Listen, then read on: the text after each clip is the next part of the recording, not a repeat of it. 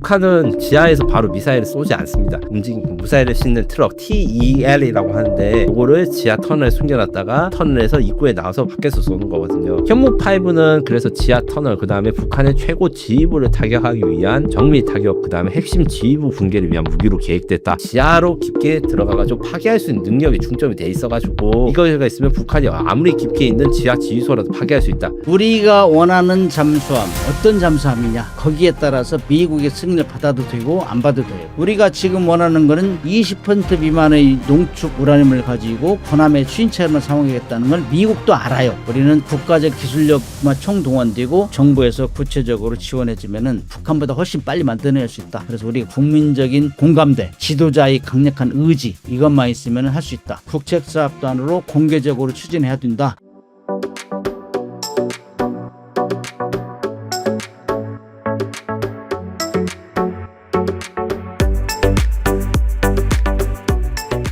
작년 말 북한이 터널에서 ICBM을 꺼내 쏘았을 때 한미 모두 발사는 포착했지만 타이밍은 예측하지 못했죠. 그때 꺼내든 카드가 현무-5라는 말도 있는데 이 무기는 어떤 위협을 염두에 두고 개발된 건가요? 우선 정정을 하자면 우리가 북한 차원의 그 북한의 이동식 미사일 그래서 지하에 있는 미사일 발사대를 찾는 게 가능은 합니다만 어려움이 가중되고 있다 이렇게 정리를 할 수 있고요. 북한은 지하에서 바로 미사일을 쏘지 않습니다. 미사일을 싣는 트럭 TEL이라고 하는데 요거를 지하 터널에 숨겨놨다가 터널에서 입구에 나와서 밖에서 쏘는 거거든요. 그래서 요까지는 이런 거에 좀 추적이 불가능한 것은 아니나 새로운 방식들이 많이 나오고 있어요. 가령 열차의 일반적인 짐칸으로 숨겨가지고 이제 미사일이 발사되거나 아니면 잠수함에서 발사될 경우에 바닷속에 있으면 아무리 좋은 센서라도 바닷속은 못 찾거든요. 이런 게 기습 공격이 되기 때문에 요게 대해서 지금 저희가 열심히 대응 방법을 가지고 있고 현무5는 그래서 지하 터널 그 다음에 북한의 최고 지휘부를 타격하기 위한 정밀 타격 그 다음에 핵심 지휘부 붕괴를 위한 무기로 계획됐다. 이렇게 생각하시면 됩니다. 알고 보니 이 무기는 사거리 제한받던 시절부터 준비해온 결과물이더라고요. INF 조약 같은 미국도 포기한 영역을 우리가 정면 돌파한 셈인데 당시 정부하고는 어떤 전략적 판단을 했던 건가요? 기본적으로 북한의 핵무기 위협에 대해서 우리가 어떻게 대응할 수 있을지 여러 가지 이야기가 나오고 물론 핵에는 핵으로 대응하는 게 제일 좋다는 말씀이 가장 명료한 논리이긴 하지만 현실적으로 그럴 수 없습니다. 현실적으로 가능하신 분들이 있다고 하는데 저는 그게 반대를 하는 입장이고요. 우리가 국제규모에 정해진 틀 속에서 북한 핵을 대응하기 위해서 어떻게 해야 되는가 전략적 마비를 할 수 있는 게 필요하다. 북한 지도부가 발사를 결심을 하기 못하도록 선제 타격으로 확실히 없앨 수 있다. 이런 메시지를 주고 실제로 그 능력을 실증할 수 있는 무기를 만들어야 된다 생각하는 게 현무5고 현무5에 대해서 이제 약간 혼동되는 게 있어서 좀 정정을 해드리자면 현무5는 파괴력 8톤 탄두를 가져서 괴물 미사일이라 부른다. 이걸 저도 많이 했는데 이 괴물 미사일의 8톤 탄두 용량은 최대한 많은 사람들을 죽이기 위한 용도는 아직은 아니에요. 그러니까 핵무기를 따라하기 위해서 8톤 탄두를 한 건 아니고 왜냐면 핵무기는 TNT 2000톤에서 10,000톤 이렇게 가는데 8톤이니까 이게 아이고 뭐 이게 어떻게 핵무기 대응이 돼 이런데 핵무기 대응을 하는 건 어떤 거냐면 미군 전략 자산이 있습니다. 미국 전략 자산 B2 폭격기 같은 경우에는 B-61이라고 하는 전술 핵무기로 북한의 최고 지휘부를 타격하는데 이 핵무기는 위력은 낮지만 관통력 지하로 깊게 들어가가지고 파괴할 수 있는 능력이 중점이 돼 있어가지고 이거가 있으면 북한이 아무리 깊게 있는 지하 지휘소라도 파괴할 수 있다. 그래서 북한이 두려움에 떨고 있는데 미국의 개입이나 이런 거 없이 우리가 바로 그렇게 할 능력을 갖출 수 있는가 이 능력을 모방하기 위해서 이 8톤 탄두가 만들어진 것이고 그래서 현무5가 뭐 북한 평양을 없앨 수 있어요. 이거는 아직은 아니고 대신에 현무5는 북한 김정은이 어디에 숨어있든 우리가 공격해서 없앨 수 있다는 메시지와 능력을 실정해준 관통력 중심의 무기라고 생각하시면 됩니다. 외부에선 오버스펙이다. 수출하면 위험하다는 말도 있었지만 한국은 MTCR도 지키고 있잖아요. 이건 결국 전략 무기를 자체 확보했다는 선언으로 봐야 하는 걸까요? 먼저 MTCR에 대해서 설명을 드릴 건데 우리는 MTCR에 제한 없이 이 무기를 만들 수 있으나 수출할 때는 MTCR의 규제를 받는다. 그래서 한동미사일 같은 경우에는 300km 이하의 사거리를 가져야 되니까 299km의 사거리를 가진 미사일을 폴란드라든가 사우디에 판매하고 한두 중량도 500km 이렇게 하는데 내수 그러니까 우리 국가 안보를 지키기 위한 목적으로는 이런 제한을 받지 않는다는 게 현재 상황이라서 8톤이라고 하는 무거운 탄두를 가진 괴물 미사일을 만들 수 있는데 이 미사일들 같은 경우에는 다른 나라에서 필요 없을 수 있어요. 왜냐하면 지하 50m, 100m까지 지휘부를 가지고 가지고 있는 나라는 러시아, 중국, 그 다음에 북한 이렇게 세 나라밖에 없다고 해도 과언이 아닙니다. 미국과 한국도 있군요. 서방 측에서는. 이런 대부분 나라들은 이렇게 수십 미터 밑에 지하 지휘소 벙커를 가지거나 이렇게 숨지 않아요. 대부분 다 그냥 야전지휘소를 이렇게 가지고 있기 때문에 이게 왜 필요해 이렇게 하는데 우리는 기본적으로 미국의 전술핵 동원 없이도 북한 최고 핵심 지휘부를 파괴할 수 있는 능력을 얻다 보니까 이렇게 한 것이고 이건 어디까지나 전쟁이 났을 때 자위 그 다음에 억제 핵무기를 가진 상대한테 어떻게 딜을 할 것인가 우리가 핵무기를 가지고 있지 않지만 너희들의 목숨을 죽일 수 있는 능력을 가지고 있다. 이런 균형을 맞추기 위한 목적으로 사용되는 거기 때문에 우리 자위적 능력을 맞춰가고 있다. 이렇게 하는 것이고 다만 MTCR 그 레지미라고 하는 이 체제를 지켜나가기 위해서는 8톤 탄도 미사일을 무조건 뭐 아무 나라에 팔고 이러지는 않겠죠. 대신에 우리는 수출용 미사일을 만들어서 잘 수출이 되고 있고 이 성과가 굉장히 좋습니다. 북한 미사일이랑 자주 비교되지만 탄두 중량만 해도 우리는 8톤의 정밀도 관통력도 압도적이라던데요. 단순히 사거리로만 비교하는 건 억울한 평가 아닌가요? 실제로 저도 그 부분에 동의를 하고 개발진들이 아주 이제 분해하십니다. 북한이 ICBM 만드는 거는 자신의 자의적 목적이 아니라 미국의 협박하고 일본의 협박하기 위한 목적이기 때문에 이거는 국가 방위랑 상관없는 약간 깡패 짓이라고 볼 수 있고 그리고 핵무기 사용을 전제로 하고 있기 때문에 굉장히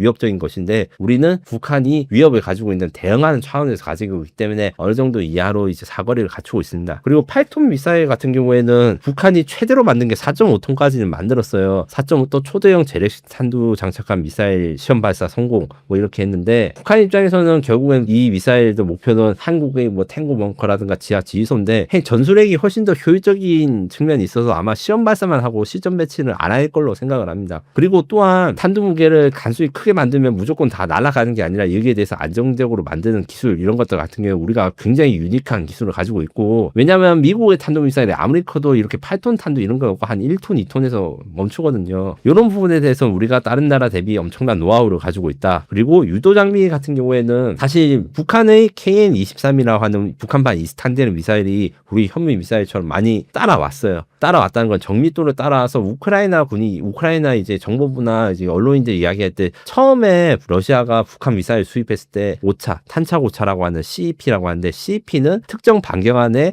50% 이상 확률로 이 미사일이 맞출 확률입니다. 그게 한 뭐 100m가 넘고 200m가 넘어가서 실제로 타격 못한다 했다가 어느 순간 뭔가 장비를 바꿨는지 50m 이하의 명중탄이 나오기 때문에 굉장히 위협적인 건 사실이나 대한민국의 탄도미사일 기술은 거의 미터급 이하 단위. 그래서 일부 사진들을 보면 깐데 또 깐다라고 해가지고 술게임이나 벌칙을 이렇게 사투리로는 땡꼬라고 하거든요.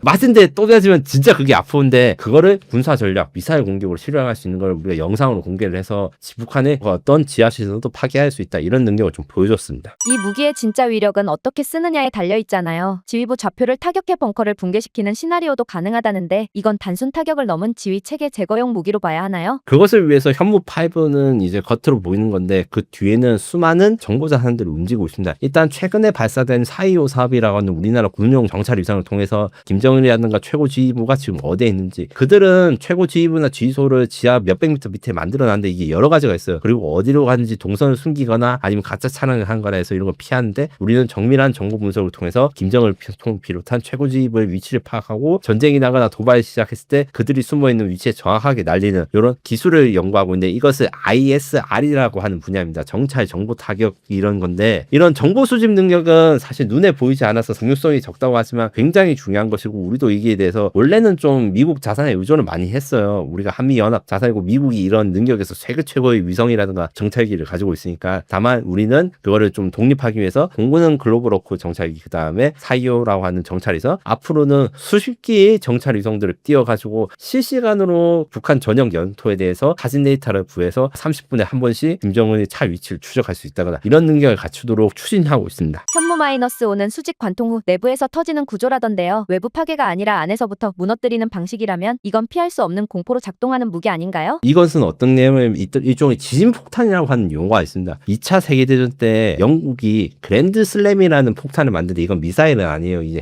비행기에서 터뜨린 폭탄인데 엄청나게 큽니다. 현대 기준으로 봐도 무시무시하게 큰데 요거를 만든 이유가 나치 독일의 지하시설을 공격하기 위해서 만들어지고 그 효과가 있었어요.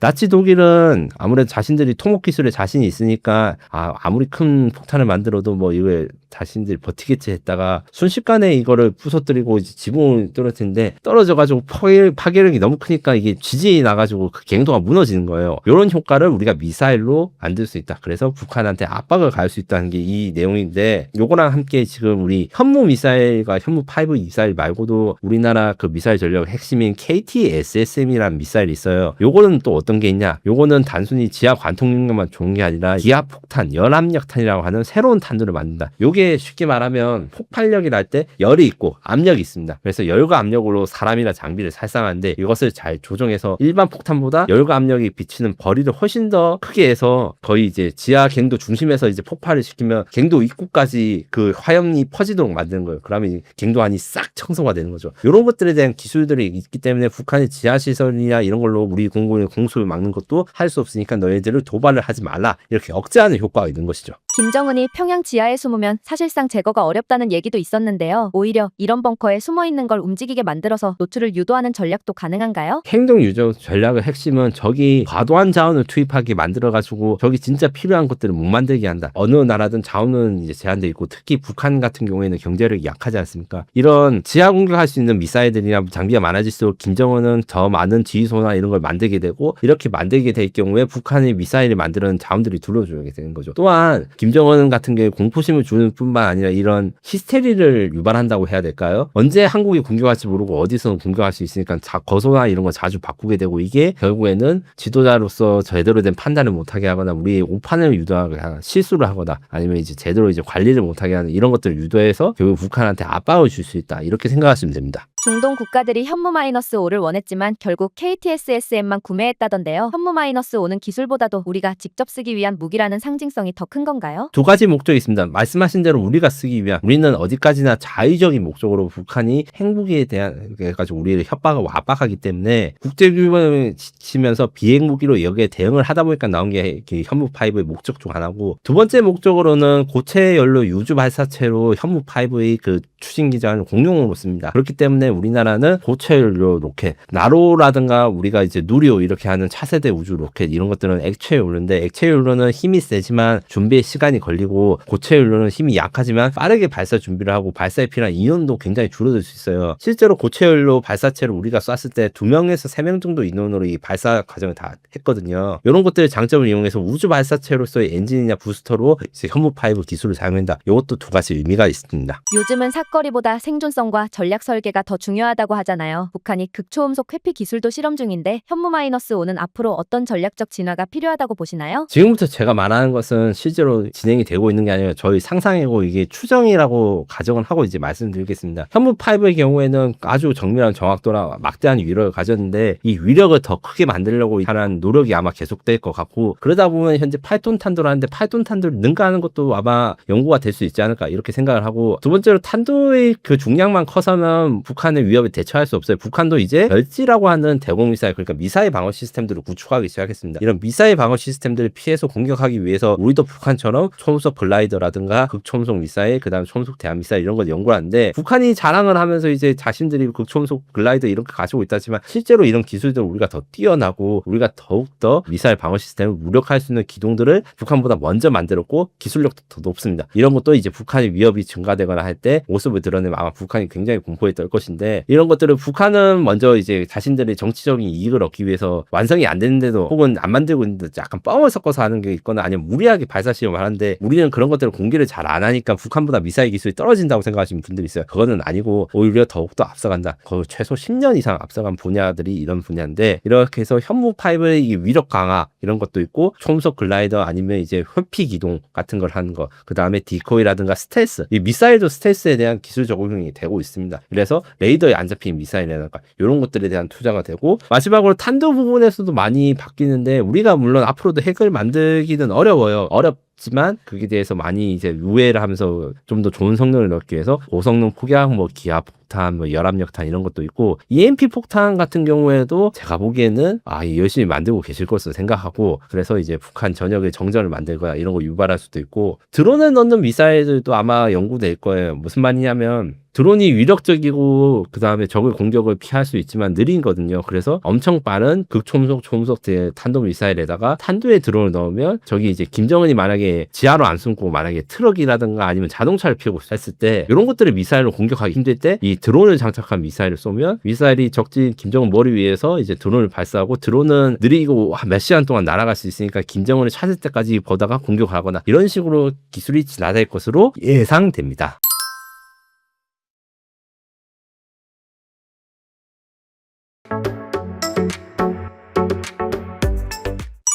최근 북한이 김군옥 영웅함을 진수하며 수중 핵 공격 가능성을 공개적으로 위협했죠. 단순한 무력 과시를 넘어서 우리 킬체인 전략 자체가 무력화됐다는 평가도 나옵니다. 이 위협 어디까지 심각하게 봐야 할까요? 북한 SLBM에 대응하려면 우리도 핵잠수함이 필요하다는 얘기가 많습니다. 과거 362 사업은 중단됐지만 지금은 독자 건조가 가능할 정도로 기술이 충분히 확보된 상황일까요? 지금은 그때보다는 훨씬 나아졌죠. 그때는 잠수함을 만들어 본 적도 없고 그다음에 원자로를 소형으로 만들어 본 적이 없어요. 그러나 지금은 상황이 틀려. 2021년 우리가 3000톤급 독자적으로 만들었는데 그 잠수함이 디젤 잠수함이 제일 잘 나가는 잠수함. 도산 안창호급 3000톤급. 그다음에 이제 원자로도 우리가 UAE는 팔고 있잖아요. 소형으로 만들어. 그거는 원자로는 얼마나 컴팩트하게 만들어 배치하느냐 이건데 사실상 우리가 1994년경부터 육군 출신 국방부 장관 조영길 장관이 야 이거 보니까 핵추진 잠수함하고 디젤 잠수함 능력이 천지 차이야. 이건 앞으로 그런 방향으로 가야 돼. 북한이 지금 핵 무장하려고 하고 있어. 이래가지고 그 전력을 바꿨어요. 중기 계획에. 그래서 쭉 추진하려다 보니까는 여기저기서 반대도 많고 그래가지고 일단 뭐 재래식 무기부터 북한을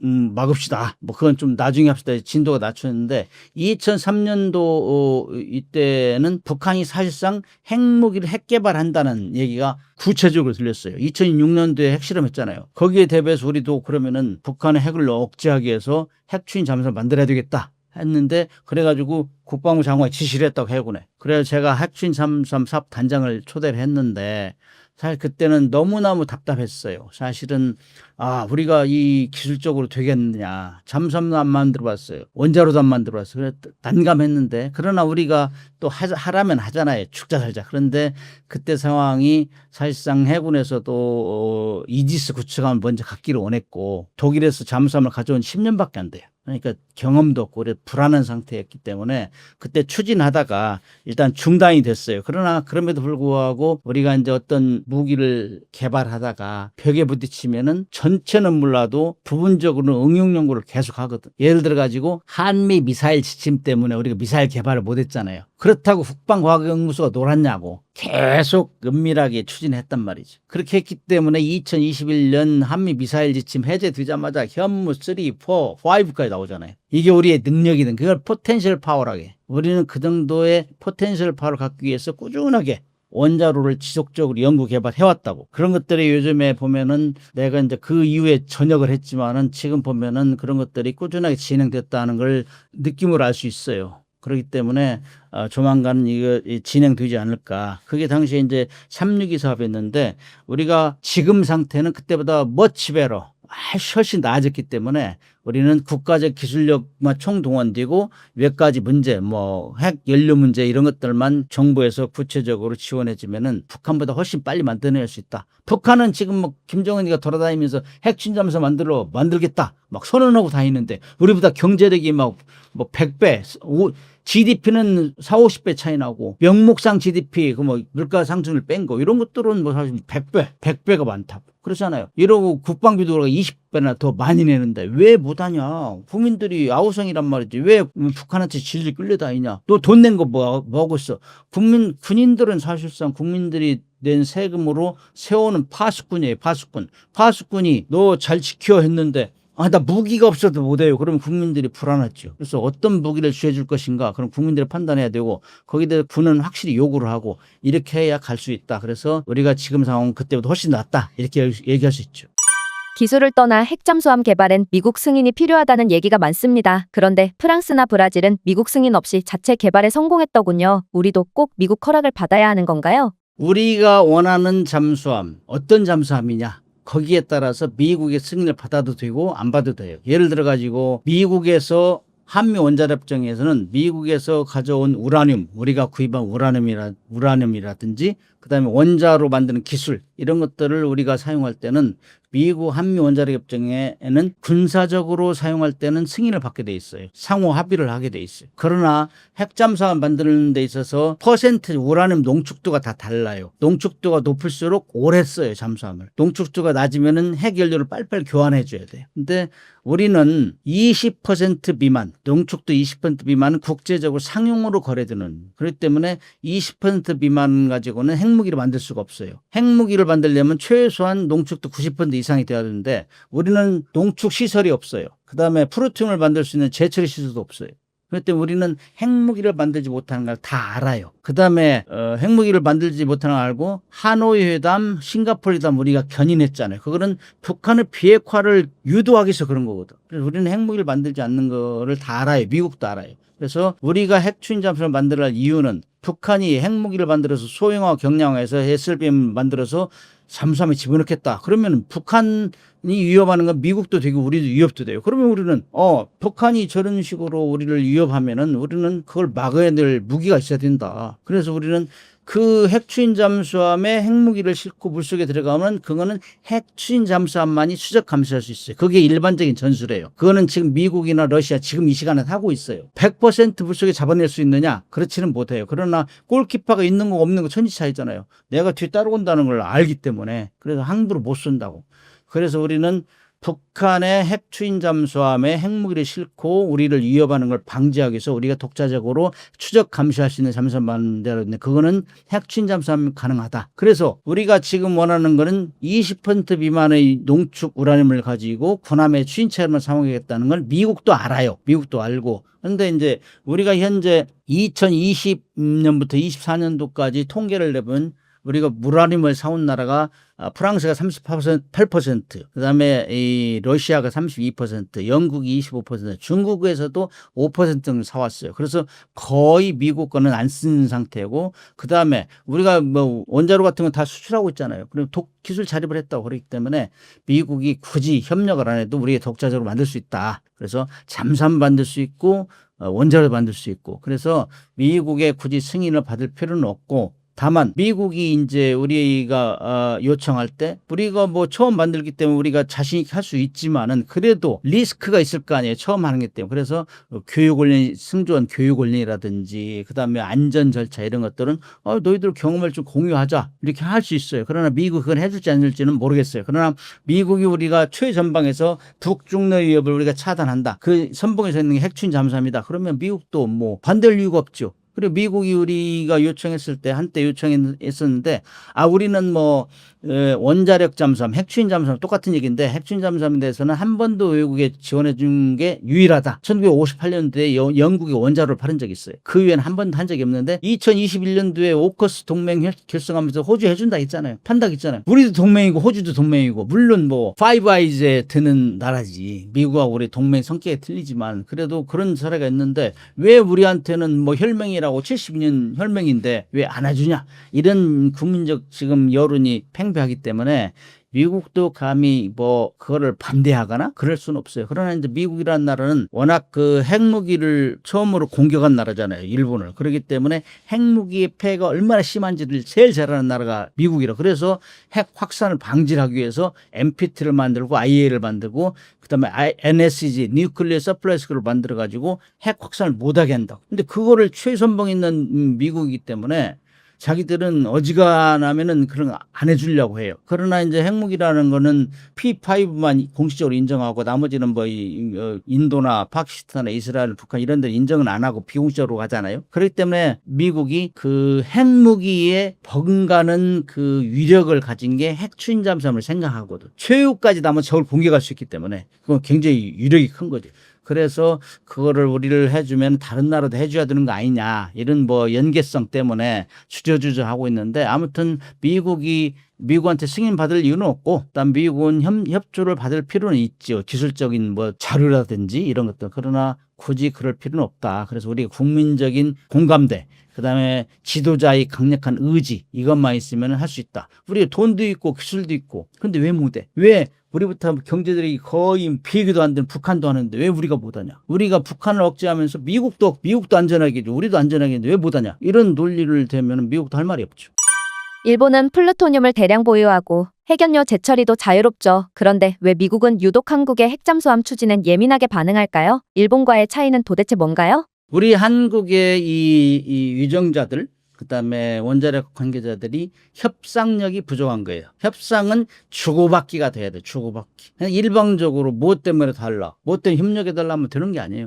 우리가 일본 사람을 싫어하지만 일본이 잘하는 거 칭찬해 줘야 돼요. 협상력이 아주 뛰어나요. 외교력이 뛰어나요. 그다음 원자력 외교에서는 우리가 따라갈 수 없을 정도로 앞서가 있어요. 후쿠다 수상, 나카소네 수상, 뭐 이런 사람, 레이건 대통령, 카터 대통령 이런 사람을 다 통화하고 그다음에 정관계 재개까지 협력해가지고 1970년대부터 88년도 한미일 원자력 지침 개정할 때까지 엄청난 노력을 했어. 엄청난 노력. 우리는 그걸 몰라요. 물론 원자력계는 알겠죠. 그러나 일본 같은 나라는 비핵 3원칙을 주장한 나라예요. 핵무기는 제조하지도 않겠다. 보유하지도 않겠다. 들여오지도 않겠다. 그런 나라가 핵무기를 만들 수 있는 모든 조건을 완비한 거예요. 아이러니죠. 농축 시설 가지고 있지. 재처리 시설 가지고 있지. 그 당시에 미국이라는 나라가 느낄 때 일본은 하면 한다는 나라야. 포텐셜 파워가 돼. 그렇기 때문에 그냥 저 못하게 하면 숨어 살 거야. 이런 걸 때문에 그러면 인정해주고 관리를 하자. 공식적으로 이런 속셈이 있었고 미국은. 일본은 그걸 따내기 위해서 반대급부를 엄청나게 줬어요. 우라늄 농축시설 건설하는 거, 그 다음에 제처시설 건설 이런 모든 건 미국 재료를 쓰겠다.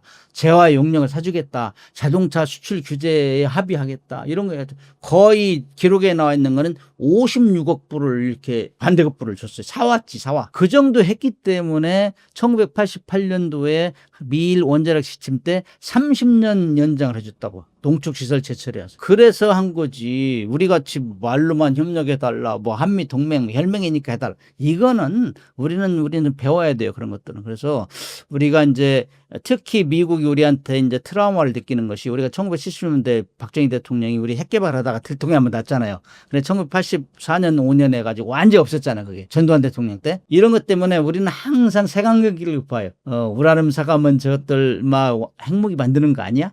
남한 사람들 머리가 좋잖아요. 그렇기 때문에 잠깐 우리가 감독을 소홀히 하면 만들 거야. 이런 색안경을 끼고 보기 때문에 우리한테 더 유심히 쳐다보는데 그런 신뢰를 가져야 돼요. 근데 사실상 우리는 신뢰 이상으로 노력을 했어요. 싱가포르, 하노이 회담 우리가 견인했잖아요. 사실. 그럼 전 세계가 알아요. 생중계하고 막 2,000명 기자 놓고 우리가 비핵화 회담 중계하고 그랬잖아요.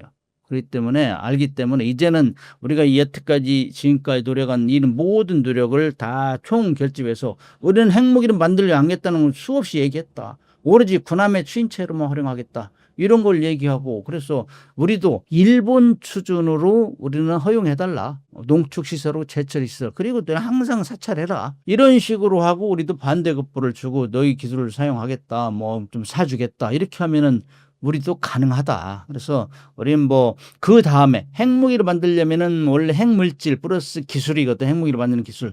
이런 것들은 그것이 이제 핵무기를 만든다는 것보다는 핵무기를 만들 수 있는 잠재 역량을 확보하자. 그 다음에는 국가 정책이 되면은 핵무기를 만드는 것이 그렇지 않으면 만들 필요 없는 것이고 지금 미국이 핵 확장 억제해가지고 계속 우리가 같이 우리 핵 쓰듯이 같이 하겠다 이렇게 계속 강조하는데 아니야 그건 아니야 이렇게 얘기할 수 없잖아요. 그러나 우리 핵추인 잠수함 이거는 핵무기가 아니기 때문에 이거는 북한의 핵무기를 못 쓰게 하는 하나의 도구이기 때문에 이거는 협력해달라. 그리고 우리가 이제 농축을 하는 걸 계속 사오는데 그다음에 우리가 재처리 시설도 못 해가지고 지금 30년 포화 상태로 재처리를 못하면 그래서 이런 것도 문제 해결해달라. 그 경제적인 문제다. 이런 걸 계속 협력을 해야 된다고. 그래서 이번에 한미 그 조선업 협력이 계속 가속되고 있잖아요. 미국이 이제 우리한테 필요하고 또 자기들도 조선업이 너무 낙후돼가지고 중국을 따라가기 힘들어요. 그래서 우리한테 같이 협력해서 자기들 조선업 재건하자.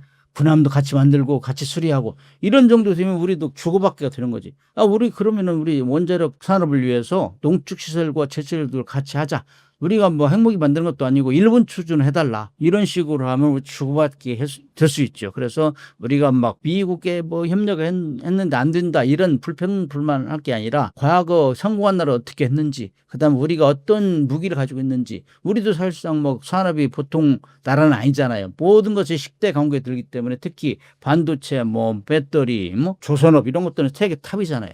그럼 주고받기를 해야 된다. 그래서 협상을 잘하면은 이런 문제가 풀릴 수 있다. 저렇게 이렇게 와요.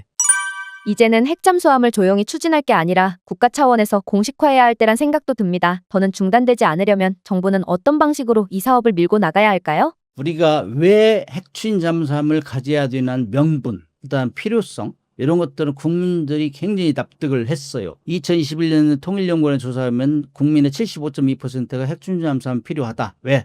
북한의 핵잠수함에다가 그 엑셀빔을 싣기 때문에 그거는 엄청난 위협이 된다. 핵잠수함에 핵무기를 싣고 다니면 어디서 쏘는지 몰라요. 서해에서 쏘면 중국이 쏜 줄 알고 동해에서 쏘면 일본이 쏜 줄 알고. 그렇기 때문에 분간이 안 되는, 그래서 무섭다는 거예요. 그래서 이걸 막으려면은 추적 감시해야 된다. 이런 논리 때문에 계속 국민들이 동의하고 한다고. 그러나 우리가 2003년도 4년도에 연구하다가 응용 연구만 지속되어 왔는데 지금 가시적으로 그렇게 드러나고 있어요. 확실히는 왜 아니냐면은 그때 이제 일단 사업을 중단하면서 비닉 사업, 대유비 사업으로 전환을 했어요. 그렇기 때문에 누가 물어봐도 대답 안 해줘요. 뭐 그런데 대유비 사업은 국방부 장관이 지정하는 거거든.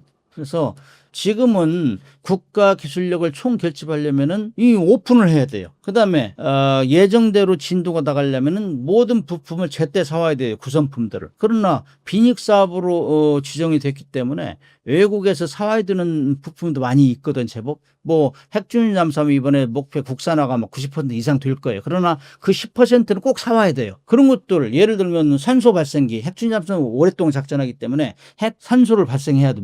물속에 만들어야 돼. 그러고 사오려면은 엔드 유저 서티피케이트, 최종 사용자 증명 얘기를 해줘. 너 어디다 쓸 거야? 그러면 핵잠수함 만든다 얘기를 못 하는 거예요. 비밀을 묶였기 때문에. 그렇게 되면 진도가 안 나가죠. 뭐 예를 들어가지고 잠수함 만드는데 공기 압축기 사사롱 하나만 안 돼도 잠수함 안 되는 거예요. 우리가 이제 장보 3 3천 만들면서 국산화 76%라 했잖아요. 25% 정도는 외국에 사와야 된다고. 그거는 계속 늘려가지고 핵추진 잠수함 만들 때는 90% 이상 하겠다는 우리 의지라고, 의지. 그거를 달성을 하려고 아무리 노력해도 사와야 되는 건 반드시 사와야 되는데 그걸 못하면 진도가 안 나가잖아요. 예를 들어가지고 뭐 인도 같은 경우는 핵추진잠 만들려고 엄청나게 국가적으로 노력했어요. 근데 잘못한 것 중에 하나가 해군한테 맡겼다. 해군한테. 그러면 뭐 과기부, 산자부 다 동원돼야 되는데 기술자들도. 근데 해군한테 맡기니까 협력이 안 되거든. 부서 간에 싸우고 이견이 발생하고 그래가지고 32년 걸렸다고. 근데 인도는 또 러시아하고 친하니까 2번의 잠수함 빌려왔어요. 핵추진 잠수함. 운영하면서 다 보고 했음에도 32년 걸렸다고. 중국 같은 경우도 핵추진 잠수함 만들려고 노력을 했어요. 러시아하고 사이가 참 좋았는데 국경 분쟁 생기면서 너 기술 지원 못하겠다. 그러니까 모 대통령이 화가 나가지고 1만 년이 걸려서라도 핵추진 잠수함 만들어라. 이지. 그게 국가 지도자의 의지라고. 그래서 28년에서 30년 걸려서 만들어냈단 말이죠. 이런 것들. 그래서 국가적인 의지. 이런 것이 굉장히 중요하다. 그래서 이거를 만들려면은 미국이나 영국이나 프랑스, 러시아 이런 데는 국책사업단을 구성했어요. 최소한 국무총리 이상, 대통령 직속 이렇게 해가지고 다 오래서 할 수 있거든.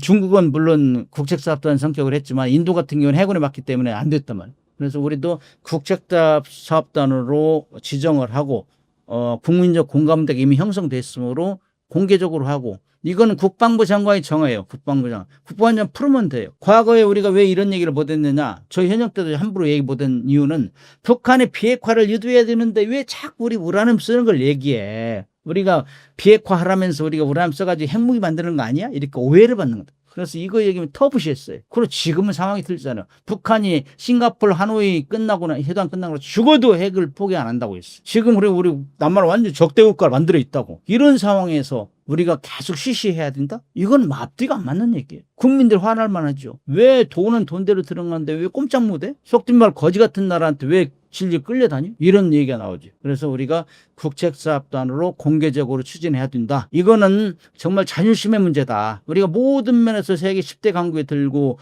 특히 군사력은 5위 6위를 얘기하는데 왜 이걸 못하느냐? 이런 얘기가 팽배하죠.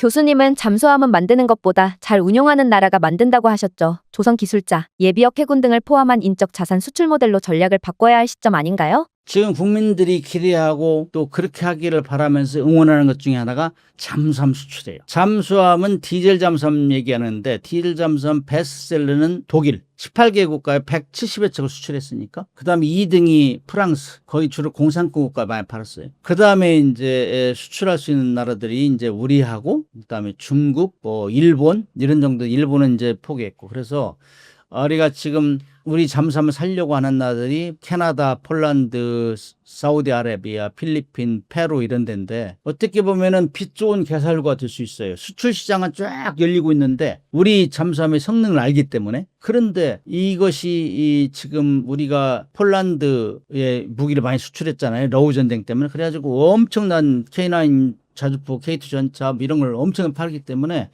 EU에서 경계를 하는 거예요. EU에서. 야, 이러다 이 유럽 시장 다 잠시 가는 거 아니야, 한국이? 그래가지고 똘똘 뭉치고 있어요. 마크롱 대통령이 맨 앞에 서서 우리 자금률을 높이자.